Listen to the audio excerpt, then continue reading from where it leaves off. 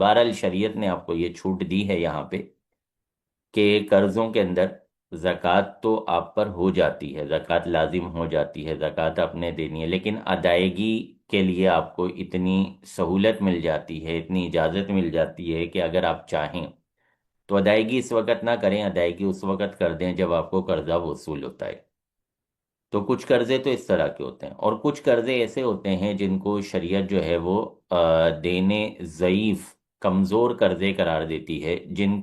کو آپ یوں سمجھ لیں کہ عام طور پہ ان کا مطالبہ نہیں ہوتا، جیسے بیوی کا مہر ہوتا ہے، عام طور پہ مہر کا مطالبہ بیویاں نہیں کرتیں۔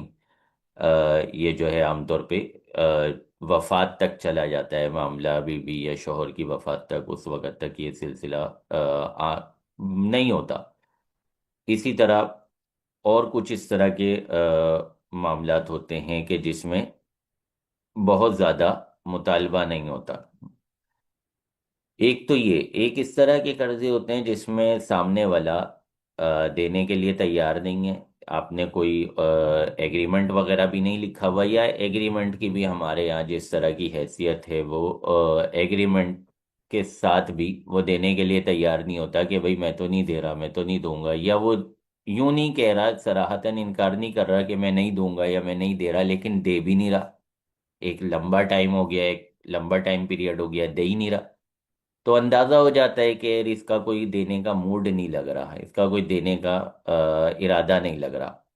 اور ہمارے پاس کوئی ایسا حل بھی نہیں ہے کہ ہم اس کو زبردستی پریشرائز کر کے، کوئی عدالت وغیرہ کی کارروائی کر کے، کوئی